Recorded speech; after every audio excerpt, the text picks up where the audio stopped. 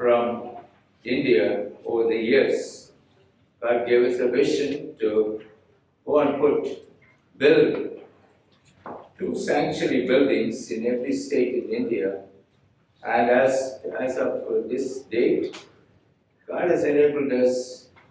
The 60th church is getting constructed outside the state of the city of Lucknow. So, in India, our primary mission is to help build church buildings.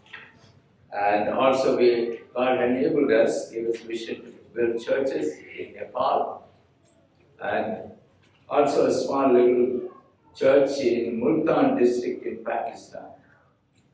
Our mission work in Kenya is of 3 kinds. One is to train pastors in Bible. The second one is to train very poor high school students in computer skill training, which we do every year. We will not be doing this year as we did last year, and covered 598 students. And out of that, 123 got jobs. And they are employed actively in a little town called Kisumu, which is the 3rd largest city of Kenya. And our 3rd and very important one in Kenya, which will happen this year, is called Medical Mission of Compassion, MMC, where we go into the interior part of Kenya, and we don't stay in cities. We only approach interior parts. There we are going to go to an interior part called Nyakach, and I'll be going very shortly next month along with Davis to prepare for this medical mission of compassion. Last time we treated 9,000, close to 10,000 people, 9,008 something, or 9,900 something patients in 10 days. It is all God's work, God's vision, God's money. Nothing about our church, nothing about ourselves. It is our determination to do what God has given us direction and leading us to do. Our church is a mission-minded church. And we are blessed to have missionaries visit from India, privileged rather, much privileged to have a missionary, a medical doctor. She's the 2nd generation of medical doctor. Her mother is a medical doctor from Christian Medical College in Vellore, Tamil Nadu. Her father was again a medical graduate from Christian Medical College in Vellore, Tamil Nadu. Both of them had a vision from the Lord, and the Salins family were led to a remote area where nobody would like to go. Many of you may not even know a place called Bidar. I've been there, I stayed in the hospital, and I've seen the ministry of dear Dr. Sybil Salins. It's about less than 3 hours drive from Hyderabad, Bidar, Karnataka state. Her dad was, along with her mom, were led the great missionary God of ours to go and do ministry there, and God, of course, gave them vision. And thereby they started an eye hospital, they started a place for women to come and treat it. Her mom was an OBGYN specialist. And also her dad was given a vision to start a leprosy colony, and then the Lord gave them a vision to even start an orphanage. And also, most importantly, her parents were flaming missionaries, evangelists, church planters.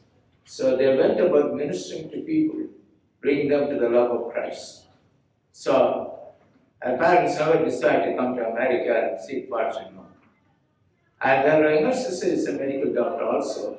She's a CMC graduate, and she had a clear vision as she was observing her parents live out a life of dedicated missions. Both of them passed away doing mission work in Bidar. They didn't run around looking for treatment here and there. They lived their life full.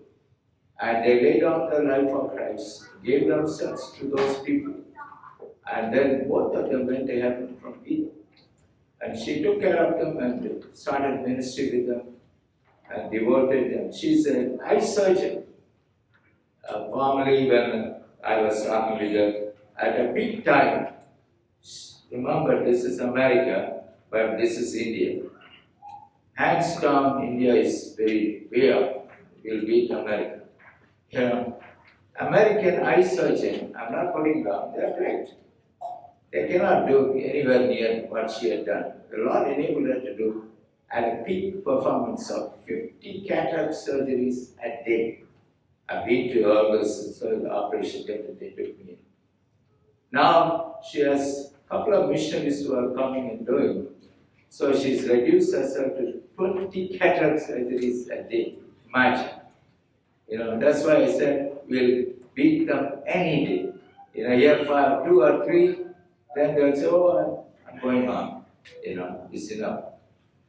So we have today a legendary living medical missionary. I'm not making it up. It's my greatest honor, my wife's honor, and ICC's honor to have a relationship with this lady. Who could have come to USA to make fortune, gone to UK, and to study in UK?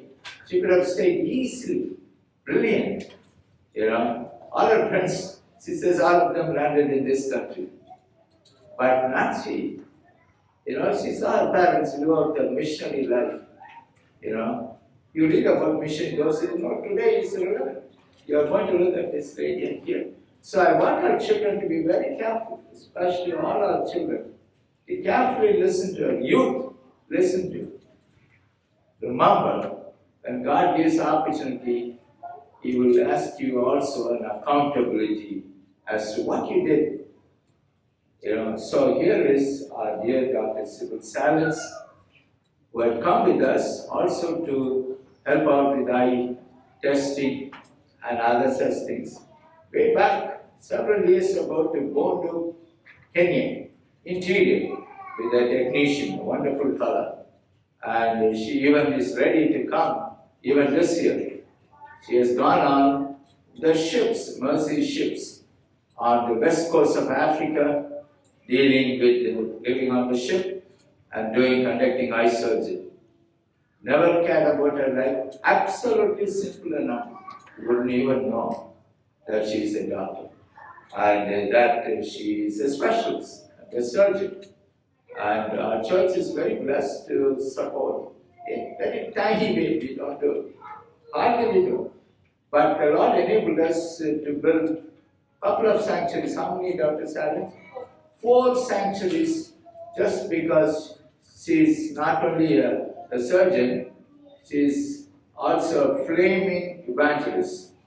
And I've been with her 2 brothers, wonderful brothers, and her sister. They're all mission-minded people. 2 brothers are in Scotland, and they also are very much mission-minded. And here she is taking care of churches that we built 4, Karnataka 4, plus actually other places, Hooghly people outside. So a lot of Karnataka churches. Remember, not 1, 2, many. So I'm privileged, along with my wife, along with all my deacons and ICC, to invite this living missionary, a medical missionary, who thinks only about Jesus and His kingdom. May I invite, and let us all stand to give a good welcome clap to Dr. Sybil Salins.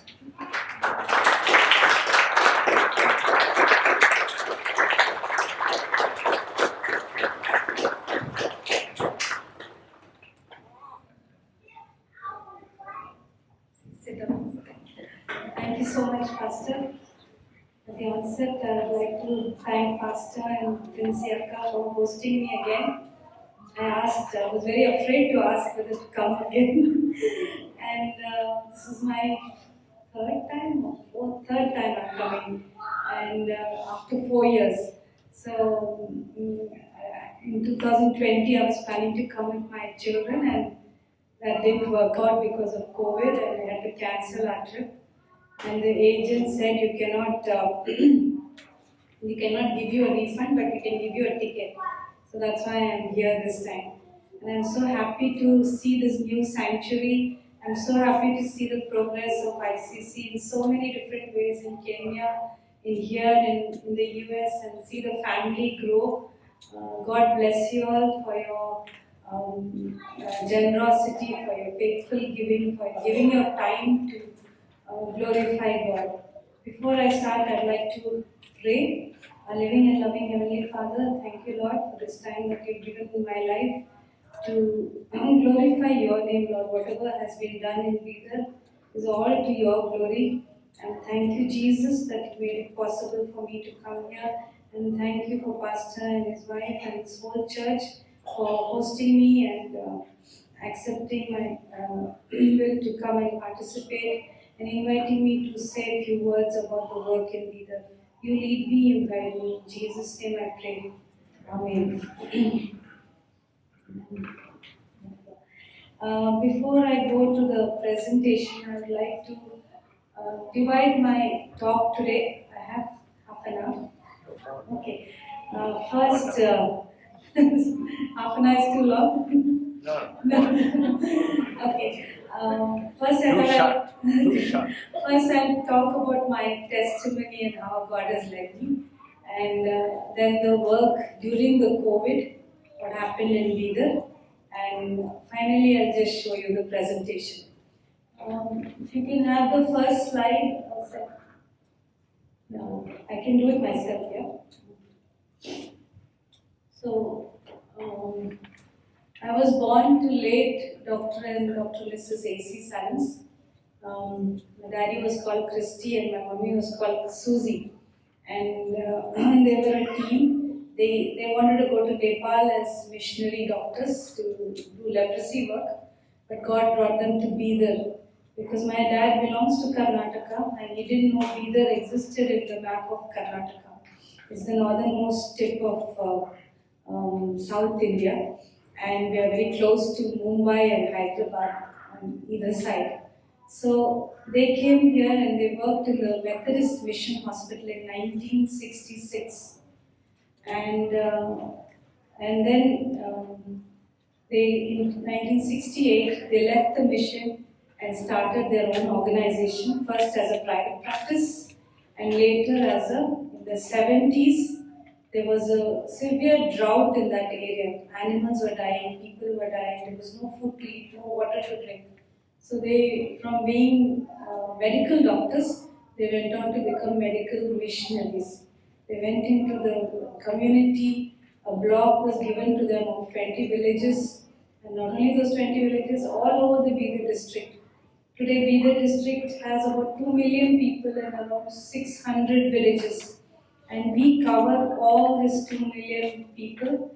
In addition, we have gone into the neighboring state of Gulbarga and Telangana on the other side. So God is leading us, God is making things happen. So Velamegna is not a name of a God or something, it says Village Evangelical Leprosy Eradication Medical Education and Good News Association. My father was very fond of mnemonics, and so we kept this acronym for the name of the society. And I was the firstborn, I'm the firstborn of my parents. An answer to prayers, they did not have children for 2 years. And my dad rejoiced, my mom also rejoiced, and they called me Evangeline. And they said this child is dedicated to the Lord. The first child, firstborn, is dedicated to the Lord. And so that was how I was born. And I grew up. At 12 years of age, I gave my life to Jesus at an OM team. I don't know, these days we don't have these teams, but when I was young, they used to come regularly, Operation Mobilization Team. So they came and they witnessed to me and I became a Christian. But I was very young and very naive, and when I became 13, my parents sent me to boarding schools. First to Ooty, then to Bangalore, then to Ludhiana. I never came back home. My journey kept going outside the home, only for holidays. So the world took me to different places, different stages of life.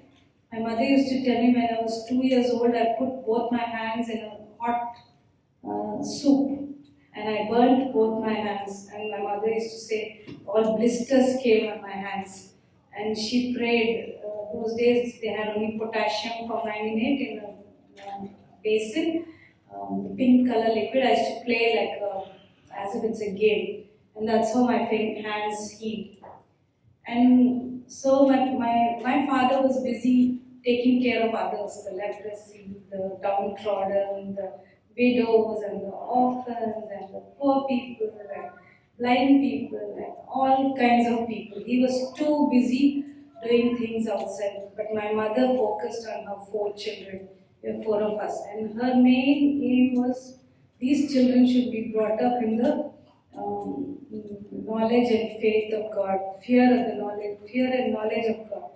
And so when we were in boarding, we used to get letters every 7 days, an England letter with so many Bible verses in it. She used to say, when you have this problem, you claim this Bible verse. When you have this problem for exams, you claim this verse. For memory power, you claim this verse. If you are missing us, you claim this verse. That kind of, my mother was a Sunday school teacher. So we grew up in that kind of atmosphere. Nothing used to happen on Sunday except going to church.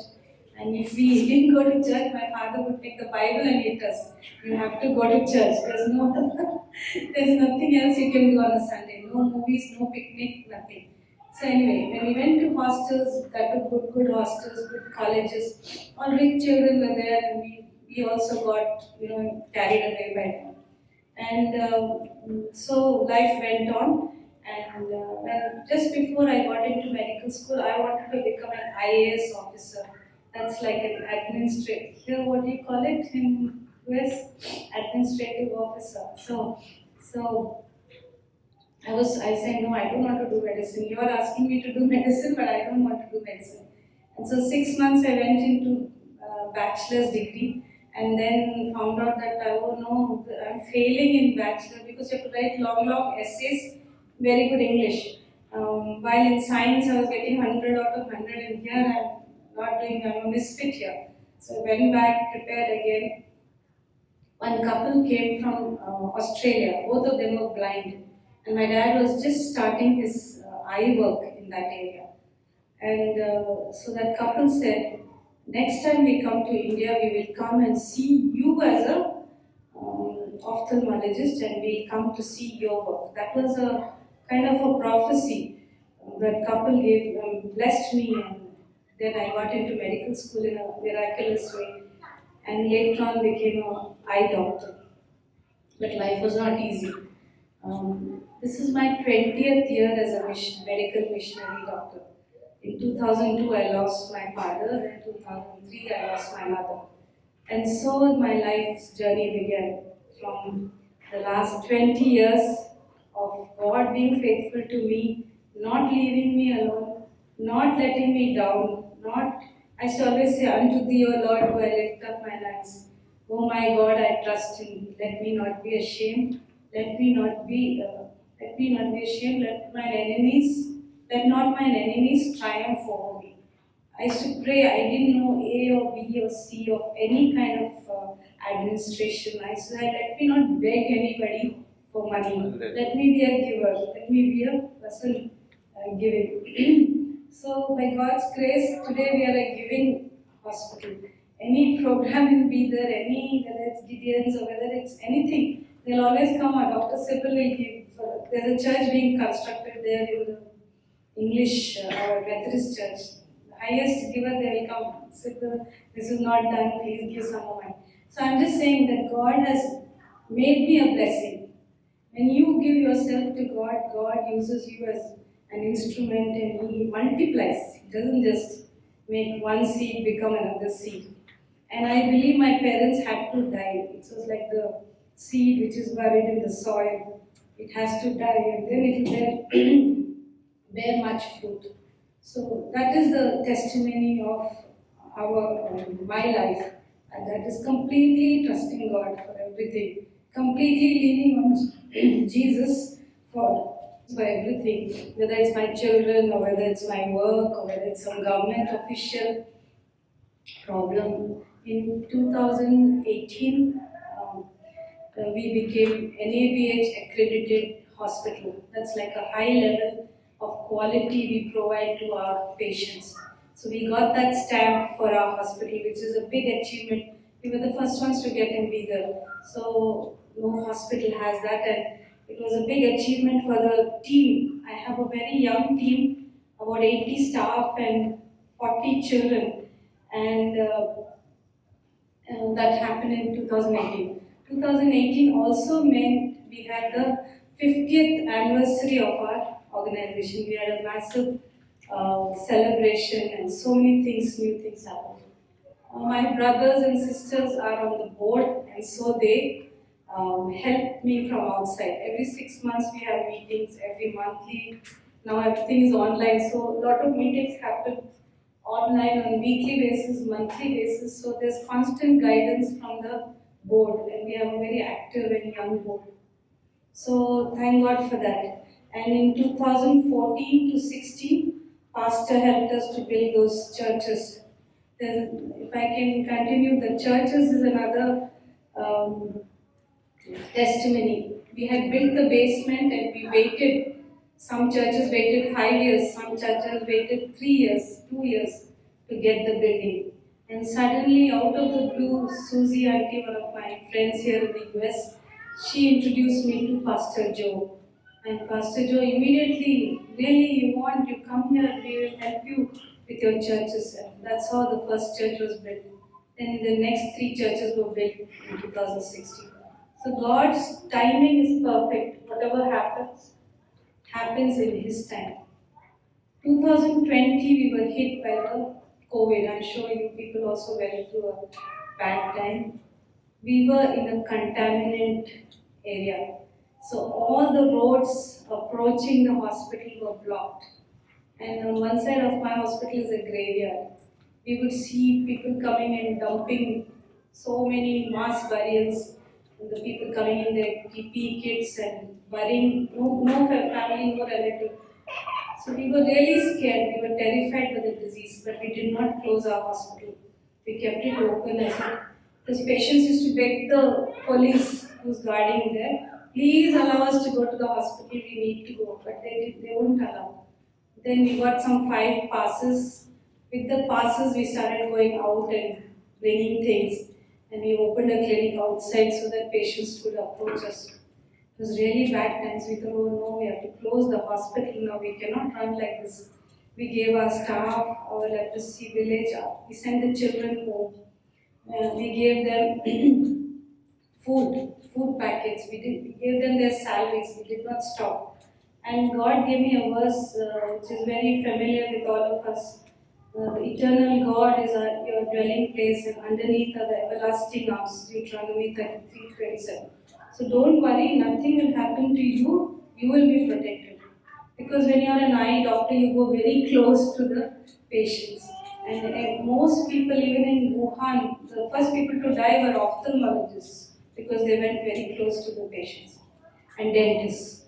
So we were very terrified, don't know what to do, staff are at home, no patients. Anyway, we passed through the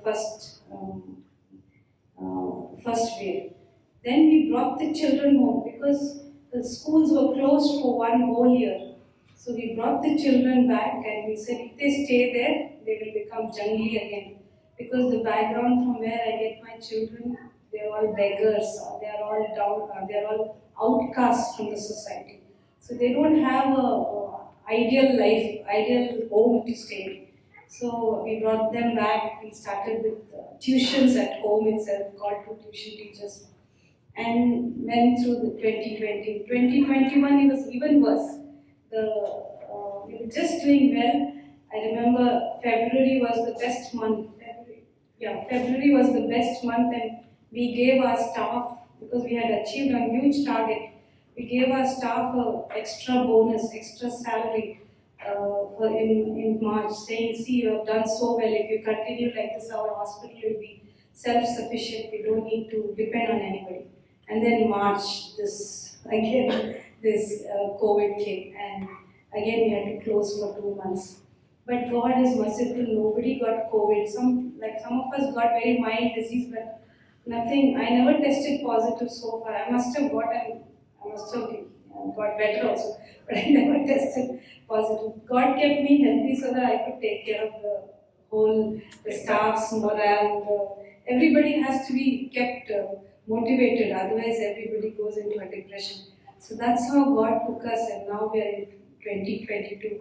And recently in February, my family met, and then we had the board meetings, and we said we have so many plans. I'll show you in the slide how God is going to lead us in the future.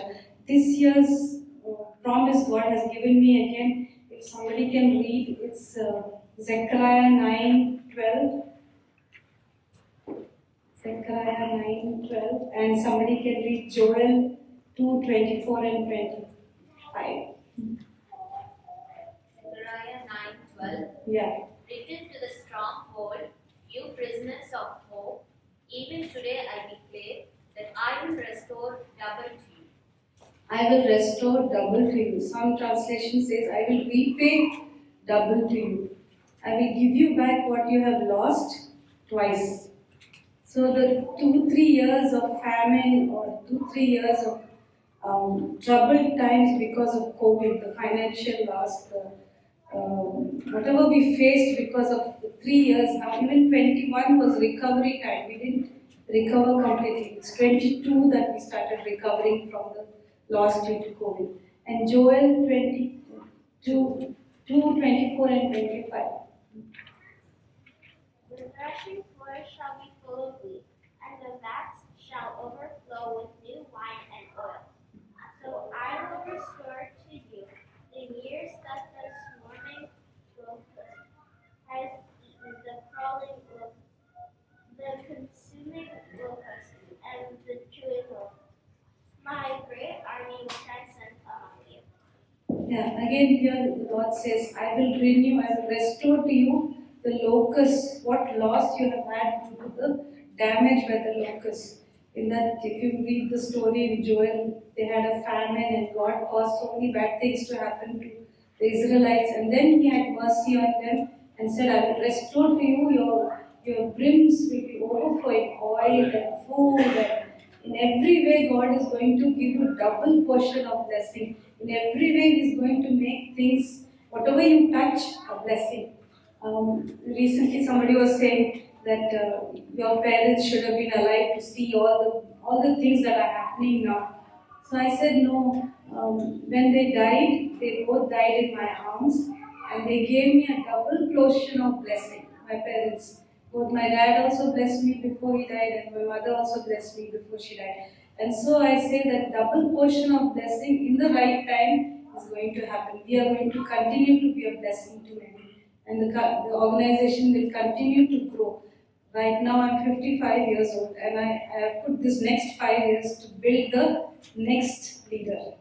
I want to find, God should show me the right person, and I should build that person so that I can retire either. I know there's no retirement in God's kingdom. There's no retirement for doctors, but still I would like to hand over responsibilities, hopefully by 60, if not 65, at least by that age. So let's go on to if you have questions, Pastor will allow later in the thing. So our vision, mission and motto is to show the love of Christ and have excellence in our services. Whatever we do, irrespective of caste, creed, color, and our motto is to restore sight and transform lives.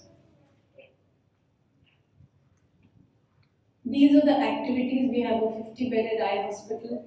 We have outreach works. We have 5 vision centers in Aurad, Manekeri, Chinchori, Chituguppa, and Narayanke. We are an NABH accredited hospital.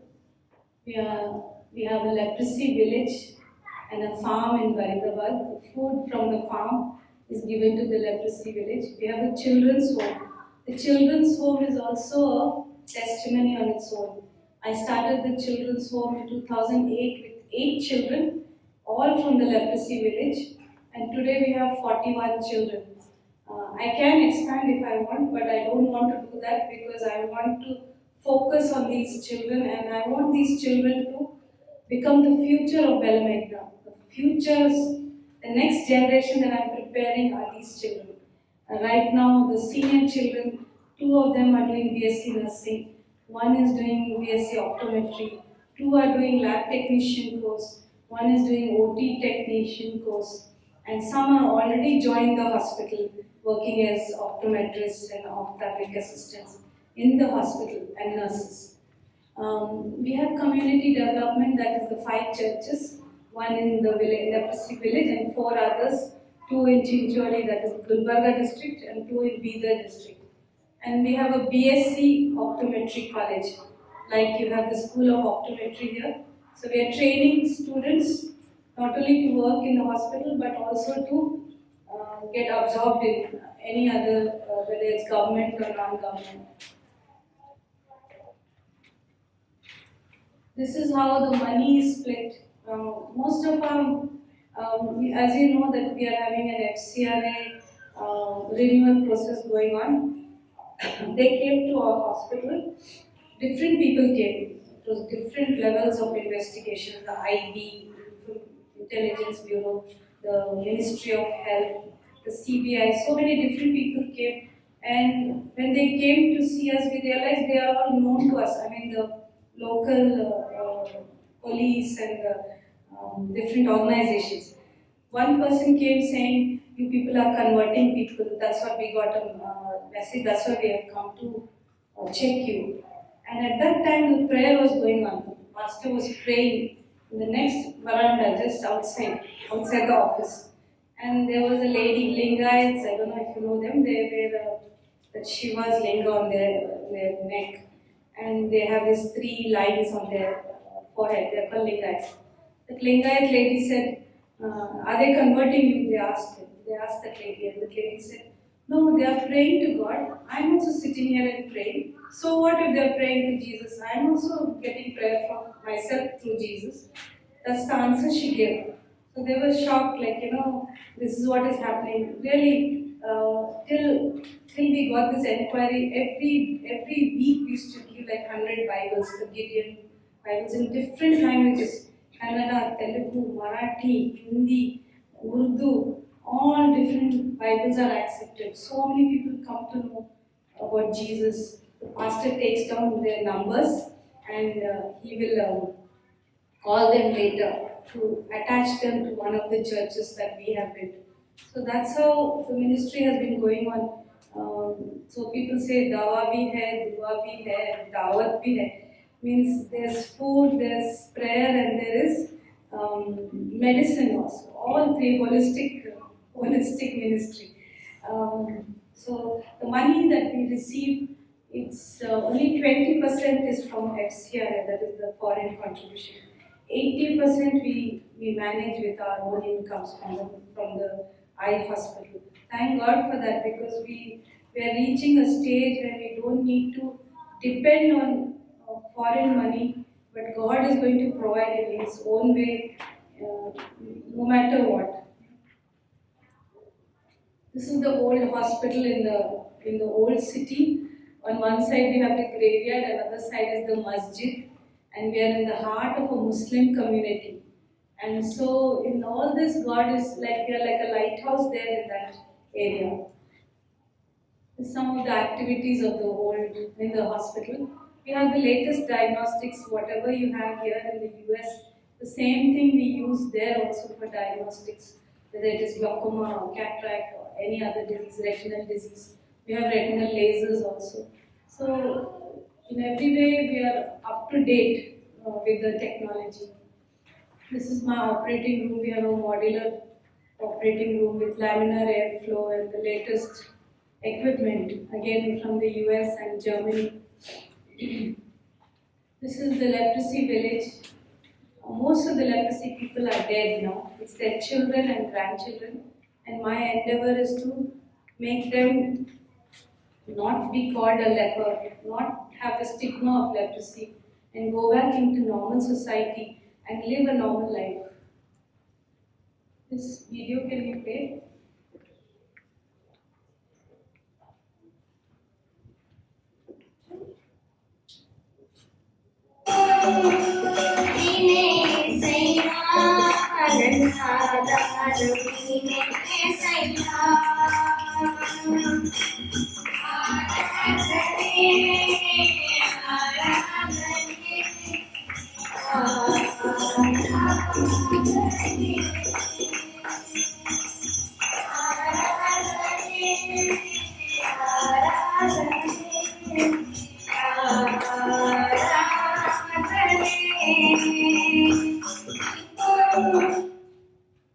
So those are the people that are living there. So you see, they don't have hands, but yet they're clapping and praising God.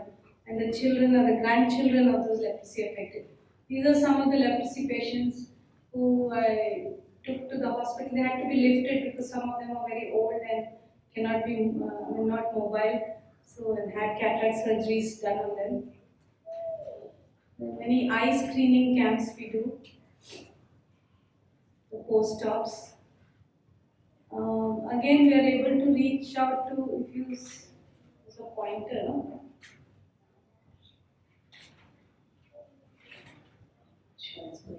Anyway, if you look at the third last column and the third column this side, about 25,000 patients are seen. It used to cross 25,000, but because of COVID and all, last year we did not see so many patients.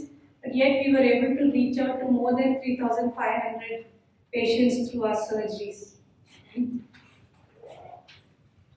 We conduct different kinds of awareness programs in the city. This is the World Sight Day. We had a rally planned. Yeah, can you play the video, please?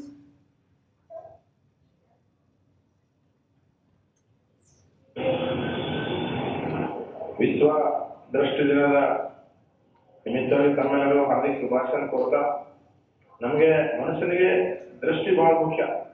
ಏಕೆಂತಂದ್ರೆ ನಮ್ಮ ದೃಷ್ಟಿ ಚೆನ್ನಾಗಿತ್ತಂದ್ರೆ ನಾವು ಇಡೀ ಜೀವನ ಸಾಮಾಜಿಕವಾಗಿ ಆರ್ಥಿಕವಾಗಿ ಸಬಲರಾಗಲಿಕ್ಕೆ ಸಾಧ್ಯ ಇದೆ. ಯಾರು ದೃಷ್ಟಿ ಕಳ್ಕೊಳ್ತಾರೋ ಅವರು ಮಾನಸಿಕವಾಗಿ ದೈಹಿಕವಾಗಿ ಮತ್ತು ಆರ್ಥಿಕವಾಗಿ ಹಿಂದುಳಿತಾರೆ. ಅದಕ್ಕಾಗಿ ನಾವು ನಮ್ಮ ಕಣ್ಣುಗಳನ್ನು ಪ್ರೀತಿಸಬೇಕು.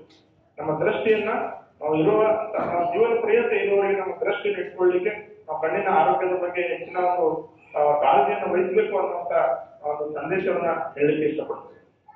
ನಮಸ್ಕಾರ. Today we are celebrating World Sight Day, ವಿಶ್ವ ದೃಷ್ಟಿ ದಿನಾಚರಣ. ಈ ವರ್ಷದ ಮೋಟೋ ಇದೆ, ನಿಮ್ಮ ಕಣ್ಣುಗಳನ್ನು ಪ್ರೀತಿಸಿರಿ, love your eyes. So we are creating awareness by doing this rally. Thank you.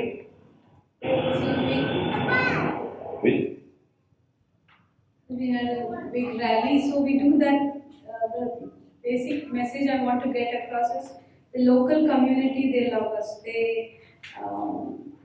If they know where to go, if they want free service or if they want a subsidized service, they know where to go. So we had the CMI conference. CMI is Christian Medical Association of India. So we are part of that. I am the regional representative of Karnataka. So we have a very active doctors group in that. So we help each other with all the mission hospitals help each other.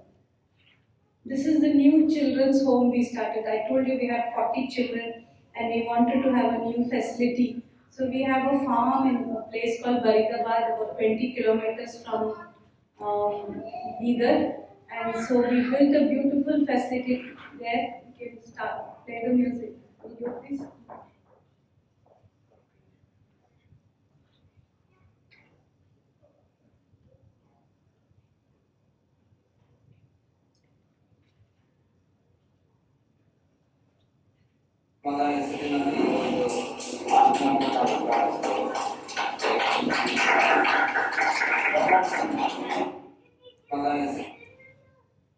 They have a playground area also. The children have a very healthy atmosphere. Earlier I had kept them in the hospital itself, so there was no space. Now they have an open space to play, to live in a healthy atmosphere. This is morning.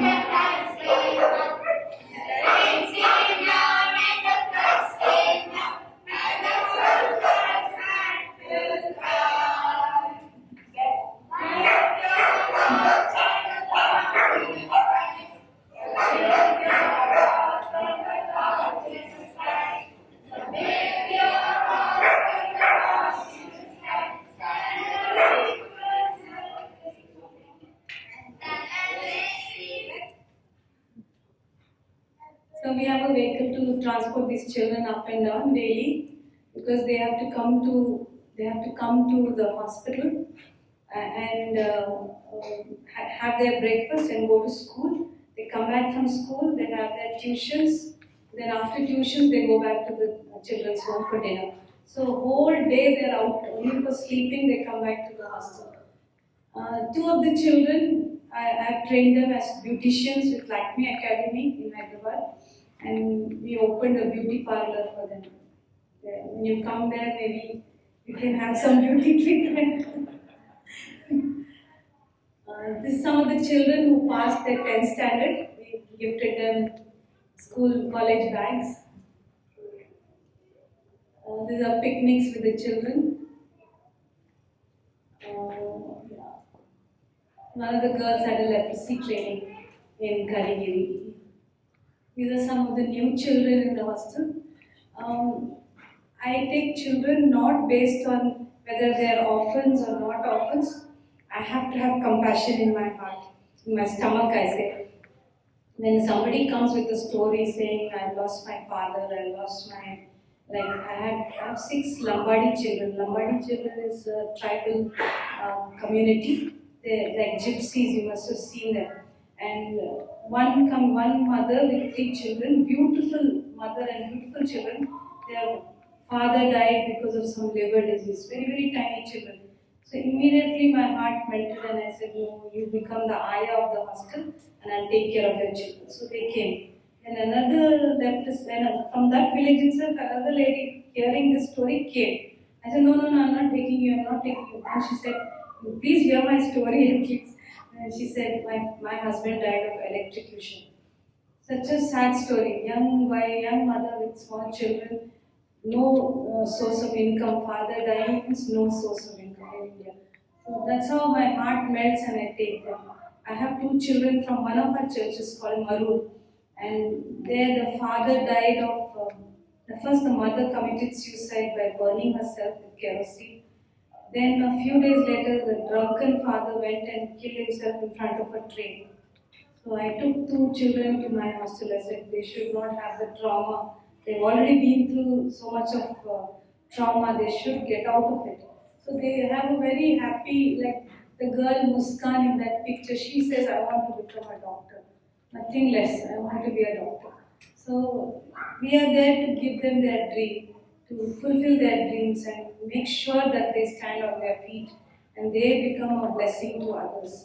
I always tell them, see Dr. Sybil, how she has sacrificed her life. You people also, I have a list of all their ambitions. Many have written, we want to help the poor, start one hospital and help the poor. At this small age, they are giving such a testimony.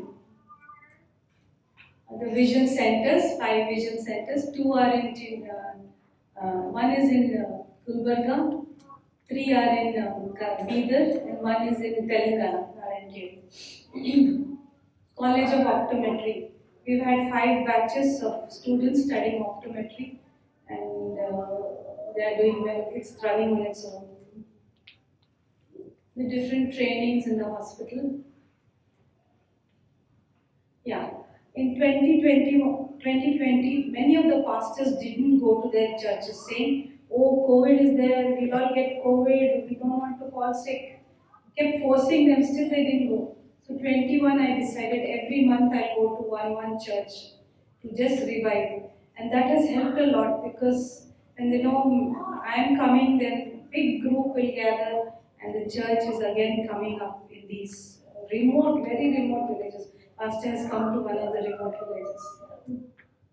We have a farm and you have all kinds of animals there. There's goats and chickens and cow. We drink that cow milk and so many things. Plus, food is grown there. This is vegetables and paddy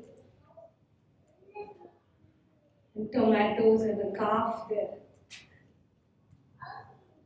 Some of the stories, we can discuss this later, how we transform lives.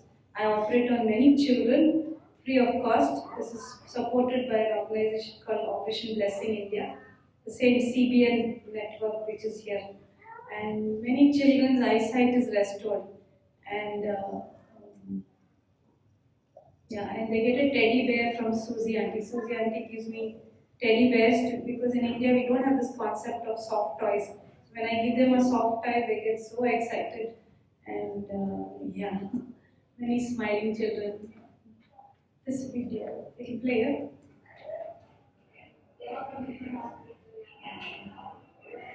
Cutting problem ಆಗ್ತಾಯಿತ್ತು ದೂರದೃಷ್ಟಿಯು ಕಾಣಿಸ್ತಾ ಇರಲಿಲ್ಲ ಸಂಬಂಧ ಓದಲು ಬರೆಯಲು ಕಾಣಿಸ್ತಾ ಇರಲಿಲ್ಲ 6 months ಇಂದ ಈ ಪ್ರಾಬ್ಲಮ್ ಆಗ್ತಾ ಇದೆ ಹಾಗಾಗಿ ನಾನು ತೋರಿಸ್ಕೊಂಡು ಡಾಕ್ಟರ್ ಎಲ್ಲರಿಗೂ ಚೆಕ್ ಮಾಡಿದ್ರು ನಾನು ಸರ್ಜರಿ ಮಾಡಲಿಲ್ಲ ಆಗ್ತದೆ ಟ್ಯಾಬ್ಲೆಟ್ ಇದೆ ಅಂತ ಹಾಗಾಗಿ ನಾನು ಸರ್ಜರಿ ಮಾಡಿಸ್ತೀನಿ ಫಸ್ಟ್ ಒಂದು ಕಣ್ಣು ಮಾಡ್ತೀನಿ ಅಂತ ಡೇಟ್ ಕೊಟ್ಟಿದ್ದೆ ಆ ಡೇಟಿಗೆ ಹೋಗಿ ಒಂದು ಕಣ್ಣು ಮಾಡಿಸಿದ್ದೆ ಚೆನ್ನಾಗಿತ್ತು ಹಾಗಾಗಿ ಇನ್ನೊಂದು ಕಣ್ಣು ಡೇಟ್ ಹೇಳಿದ್ದು ನನಗೆಲ್ಲ ಚೆನ್ನಾಗಿ ದೂರಿದ್ದು ಚೆನ್ನಾಗಿ ಮಾಡ್ತೇನೆ ಎಲ್ಲ ಸರಿಯಾಗಿದ್ದರೆ what she's saying is, she is a young bride. She came to me, a young girl, recently married, but she was not able to see well. Then I saw her and I said, you seem to have like a congenital, you're born with a problem. We need to put a special lens for you, a premium IOL. It will cost you this much money. And her husband came forward and said, please operate on both her eyes and make her okay, because she's my wife and I want her to see.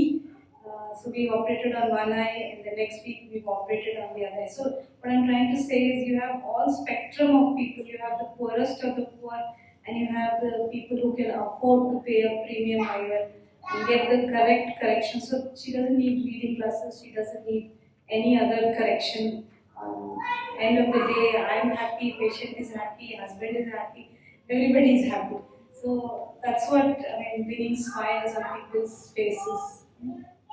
Prayer request, we have the NABH renewals, FCRA renewals. God has to work miracles. We want to put it in the future plans. Yeah, we want to have a new hospital. It was delayed because of COVID. Hopefully this year we'll start. We want to have another 5 vision centers. So we'll have 10 vision centers in the district. We want to convert the existing leprosy village into a old age home because many of them are dying. Very many homes are empty. In 2009 we built 50 homes. Now only 30 homes are occupied. There are still 20 homes unoccupied. Easily we can start a children's home. We want to educate these children. We want to build a guest house in the farmland and yeah, home for them. And we want to break down the front portion of the hospital. So that will be the first thing. When we go back, we don't have a lift. So we need to have a lift and the front portion changed. So temporarily we'll shift somewhere and stay in porter cabins and maybe for a year and then start the new hospital project. So please uphold us in all your prayers all the time. This is my team. You can see very colorful. Lavender is my favorite color, so they're wearing purple. The aunties in purple. Again, they have a story to tell also. The ladies who are in purple are the helpers and ayahs, and most of them are widows, and some have, they're the single member earning families, and those are children, students, staff, everybody. Thank you for your attention. In closing, I'd like to sing a song. If you know it, you can join me. It's a Kannada song saying that you are my everything. I believe you are my refuge, you are my strength. If I'm in trouble, you are my Ebenezer, you are my shepherd. The song says that. So if you know it, you can sing it. Maybe it's in Tamil also, I don't know.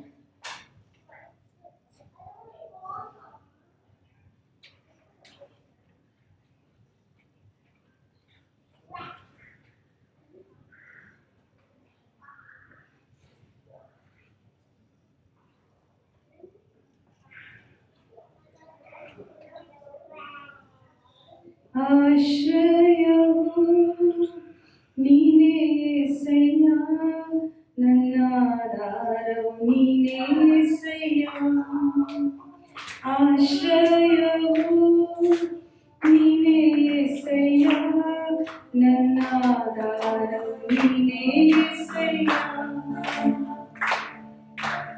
ಆರಾಧನೆ